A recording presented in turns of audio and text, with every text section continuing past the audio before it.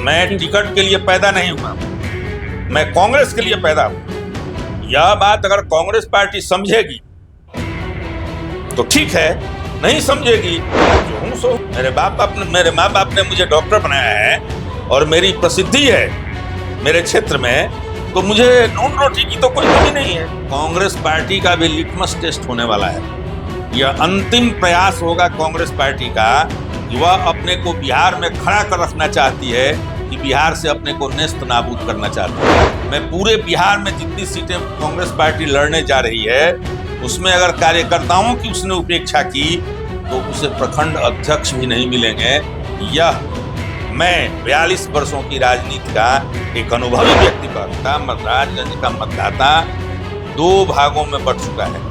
एक वोट महागठबंधन के पक्ष में है और दूसरा वोट एनडीए के पक्ष में है। इस बीच में बड़ा से बड़ा नेता भी अगर महाराजगंज में आता है और किसी भी दूसरे दल से लड़ता है, किसी तीसरे गठबंधन से लड़ता है, तो उसकी जमानत नहीं हो सकती। मैं ये दावा करता हूं और चुनौती देता हूं कि वर्तमान विधायक किसी भी गांव में जाकर अपनी सभा कर लें, किसी भी गांव में जाकर संपर्क कर लें। अभी उन्होंने 1 करोड़ 5 लाख रुपए के कार्यों का उद्घाटन किया है। 2 लोग, मात्र 2 जो उनके पिट्ठू हैं, वे कांग्रेसी नहीं हुए, उनके पिट्ठू हैं, वही लोग थे, बाकी सभी लोग बाहरी थे।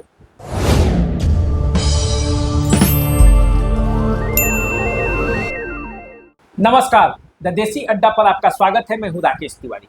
देखिए, आज हमारे बगल में जो बैठे हैं कांग्रेस के पूर्व जिलाध्यक्ष और महाराजगंज से कांग्रेस के प्रबल दावेदार 2025 के विधानसभा टिकट के, और जब टिकट की बात हो रही है तो आज इनसे पहला सवाल भी यही होगा कि क्या महाराजगंज से कांग्रेस चुनाव लड़ेगी?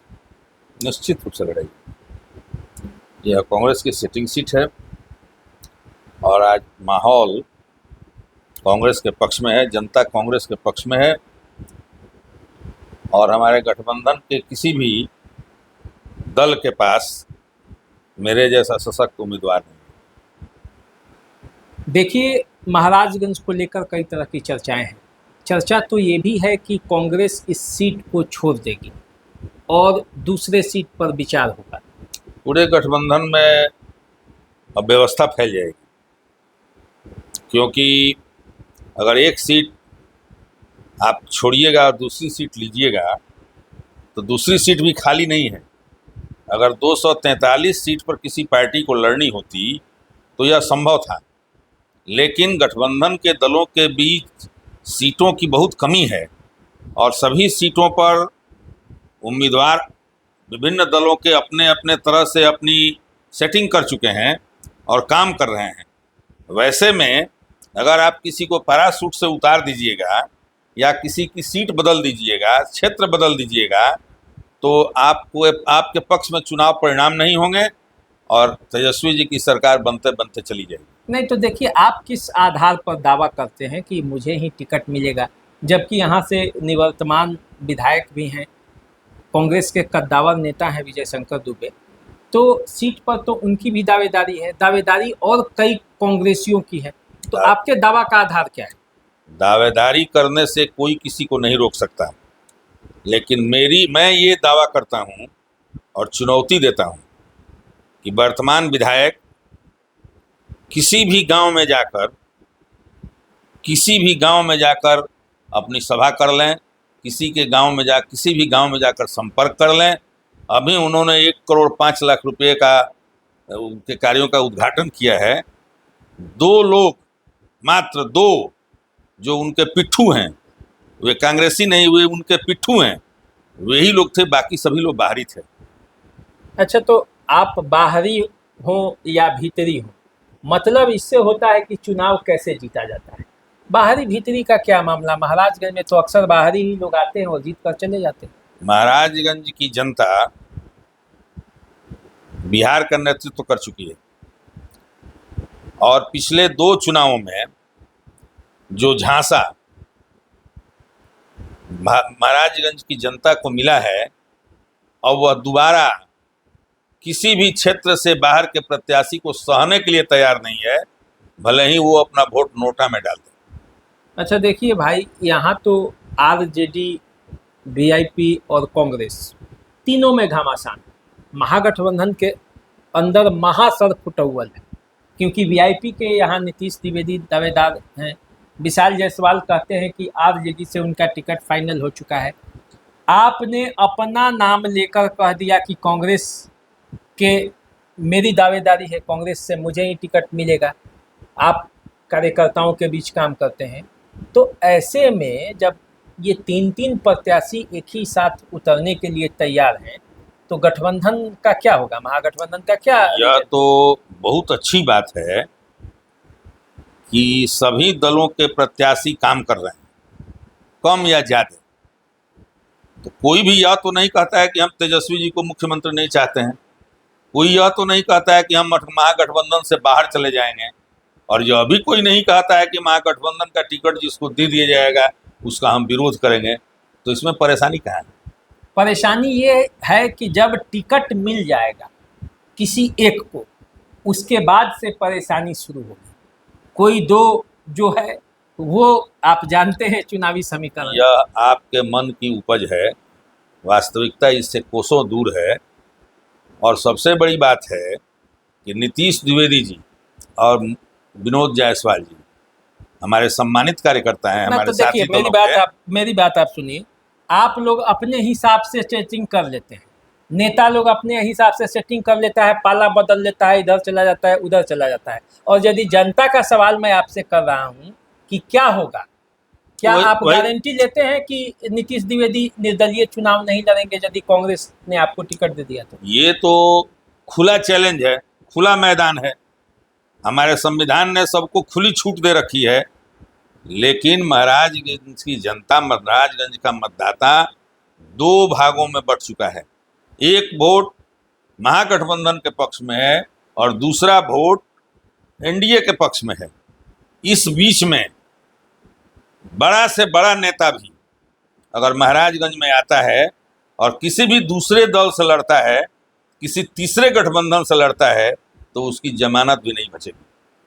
अच्छा ये बताइए कि 2020 के पहले ये सीट जो है वो ब्राह्मणों की सीट नहीं मानी जाती थी। जब से विजय शंकर दुबे यहाँ से जीते हैं, तब से इस सीट के लिए ब्राह्मण उम्मीदवारों की एक बारिश आ गई है। आप भी हैं, नीतीश द्विवेदी आ गए हैं, विजय शंकर दुबे खुद हैं, और भी एक दो लोग हैं। मंटू द्विवेदी थे जो मुखिया हैं। कई लोग, कहा जाता है कि मंगल पांडे की पत्नी के लिए भी बातें होने लगती है, कभी कभी लोग कहने लगते हैं, उनके जो समर्थक है वो मांग करने लगते हैं।